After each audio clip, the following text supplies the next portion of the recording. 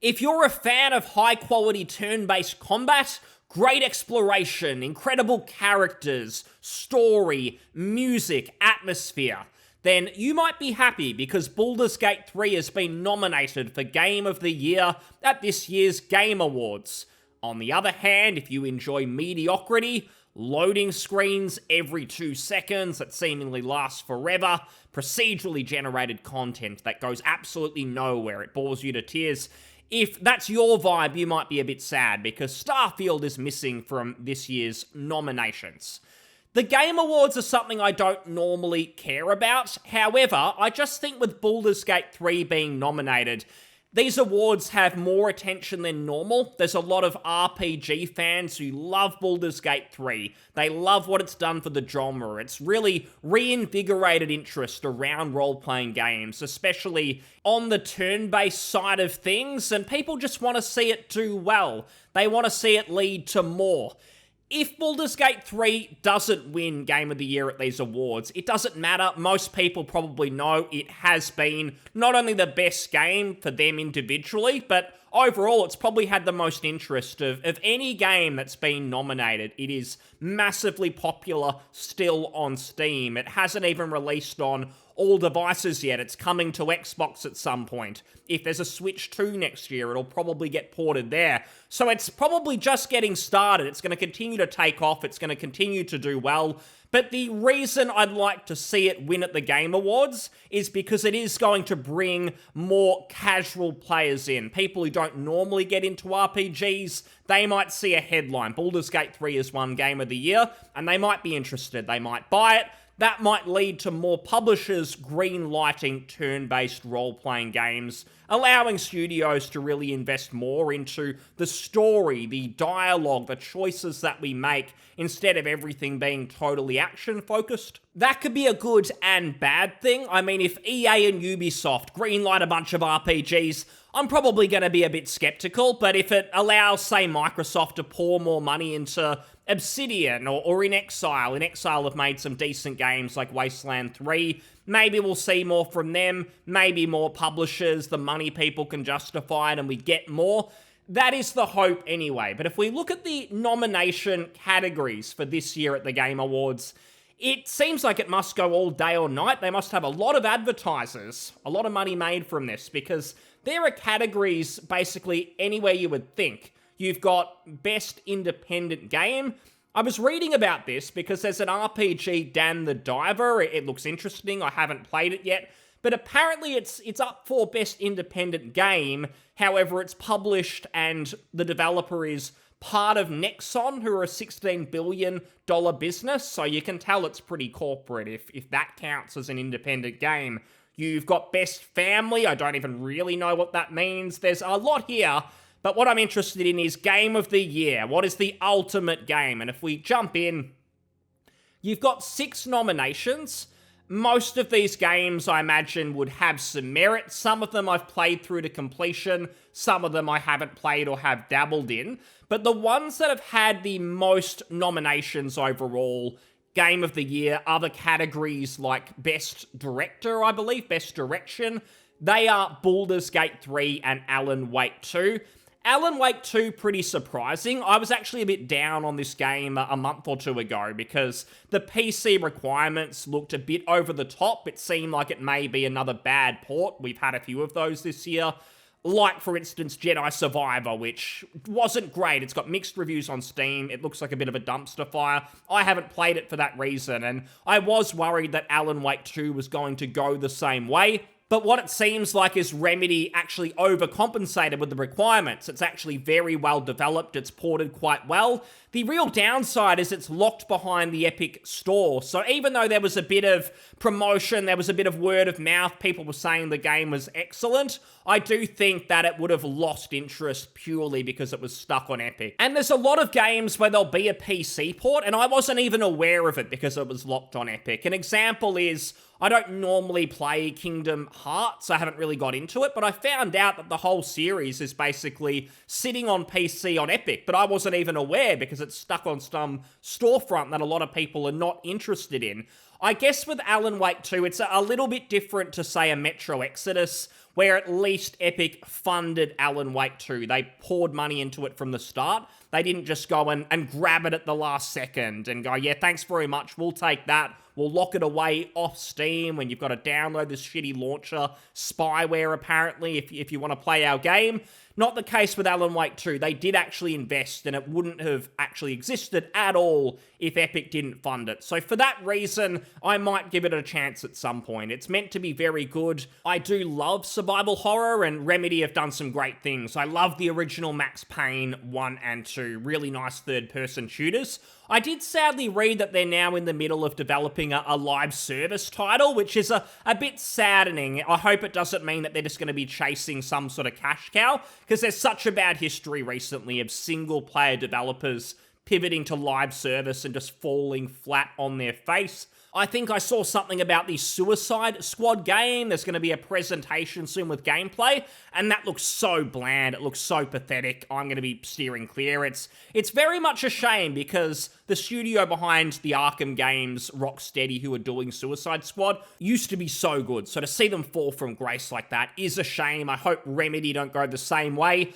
Baldur's Gate 3, and I'm going to sound like a broken record if I keep saying how great this game is, how much people are playing it. It's got that replayability. Many people are in their second, third playthroughs, and they'll keep going. There's lots to experience, and it's going to be one of those games people play for years and years to come. It'll be like a Skyrim, where it's still going to have high player numbers on Steam in years and years, maybe decades to come. I think it's going to have that longevity. Again, I've spoken about hoping it wins so it brings more people to the RPG genre and it sells more. I guess my only worry there is that some developers, some publishers look at the success of Baldur's Gate 3 and take the wrong lessons. In the wrong hands, a developer could certainly build a very dumbed-down version of Baldur's Gate 3, where on the surface it looks similar, but it doesn't really have any of that choice and consequence. The turn-based battles are way more simplified, there's way less options, so it's a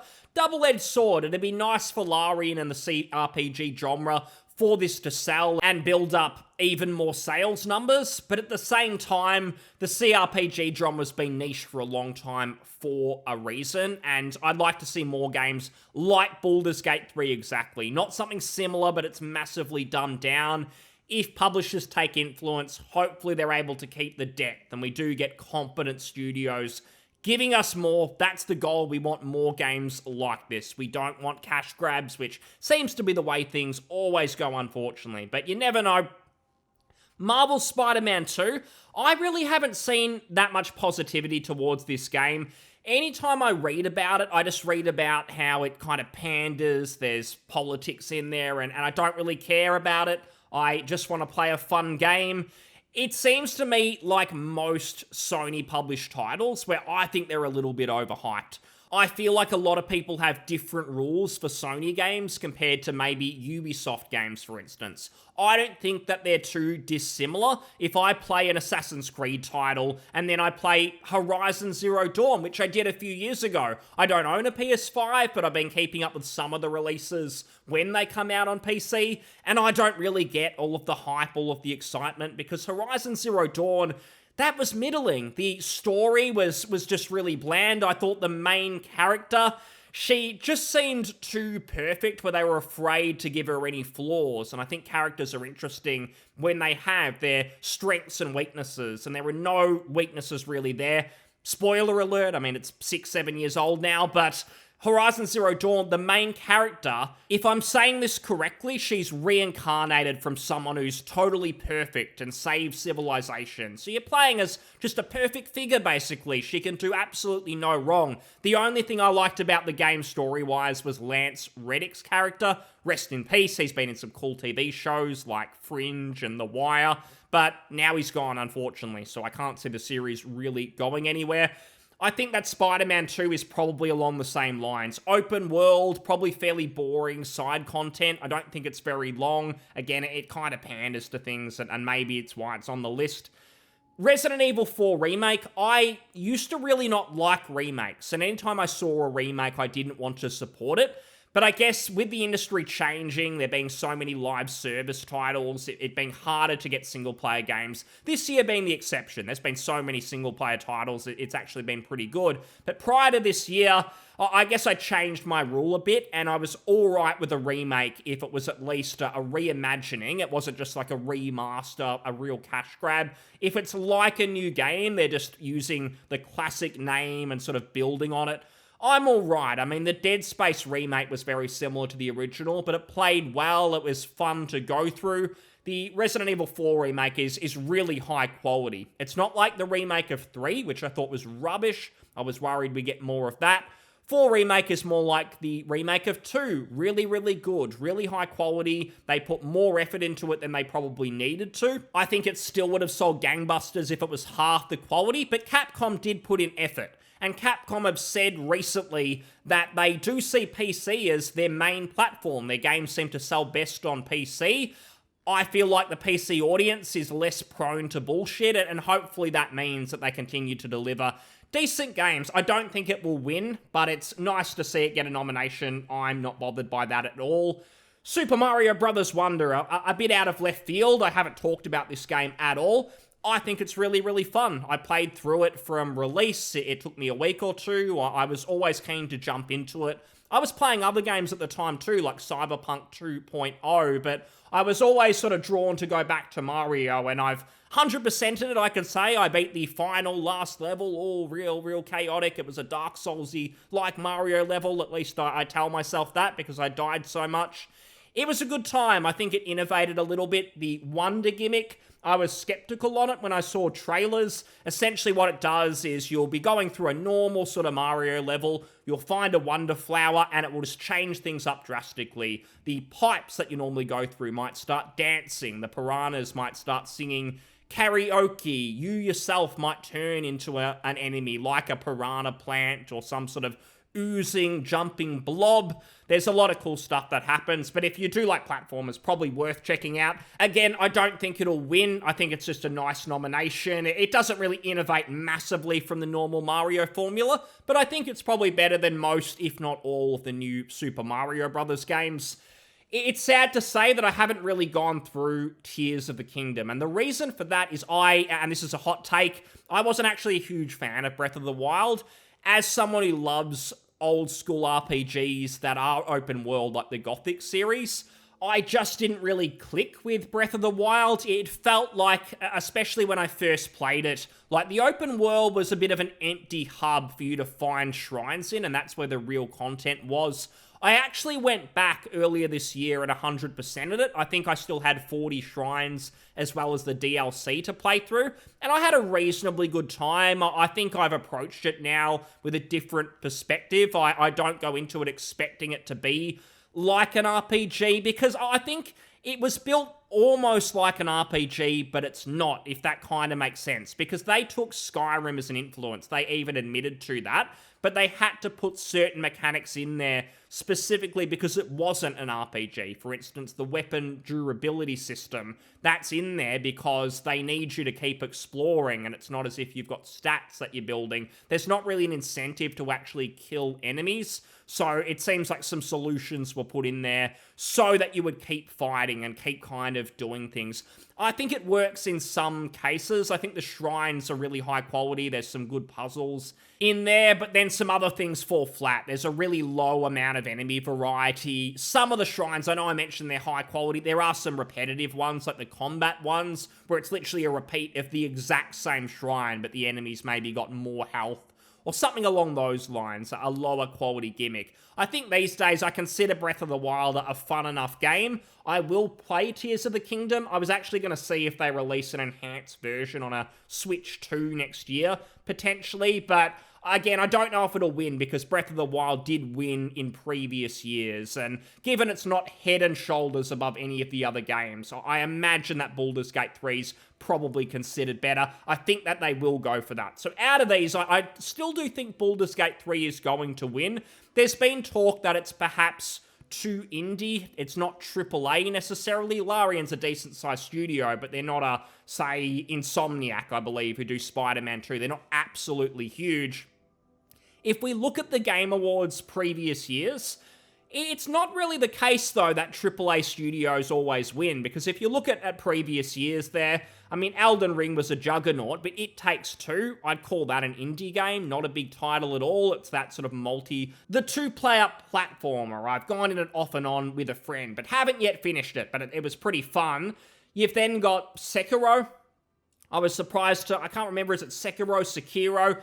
Incredible game. That would have been my pick probably from that year. I had a lot of fun with it. And I don't think that was as mainstream as even the Dark Souls titles. It went a little bit under the radar compared to like an Elden Ring, which was completely huge, absolutely massive. Previous years then, they've got some ground to make up, because 2014 Dragon Age Inquisition, I think that might have been the year that Divinity Original Sin came out. Inquisition was rubbish compared to that game, and Original Sin was not perfect. It's no Baldur's Gate 3, but the Game Awards have some ground to make up. So they could do right by Larian and make sure on December 7th, it is Baldur's Gate 3 that wins. I don't really know how it works, if these guys choose, or if it is simply a voting system or whatever, but hopefully it wins. It should win. Coming back to Starfield, though, I mentioned that very early on. Obviously not nominated. It is not on this list, and I expected to find somewhere on the internet Xbox, Microsoft, Bethesda fans who are super salty about it, but they've all disappeared. Any defenders of the game, they must love the game so much that they've still got their headphones on, they haven't disconnected, they're flying to planets, they're nowhere to defend the game.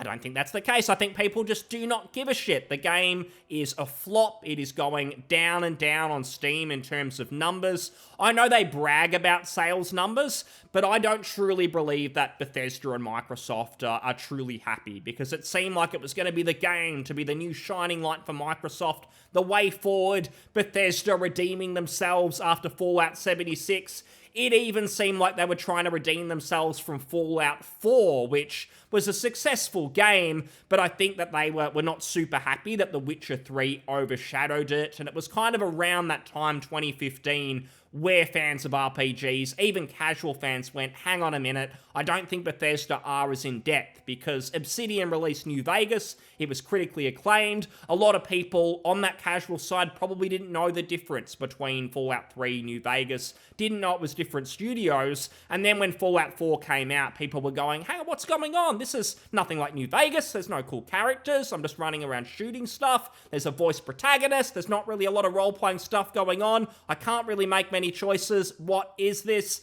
That seemed to be the vibe back then, and now it's in full force. There are so many people even saying, I've lost all hype for the Elder Scrolls 6, I don't care anymore. So it seems like this is biting Bethesda rightly on the arse. They're losing their status in the industry. Todd's no longer a god, people are laughing at him. He said, who's laughing now? But if we go to the Starfield subreddit, this is the top post on there, and it's a fairly popular post. It is that Starfield was not nominated for Game of the Year at the Game Awards. The top comment, I really enjoy and love Starfield, but not terribly surprised. Everyone else is saying the same thing.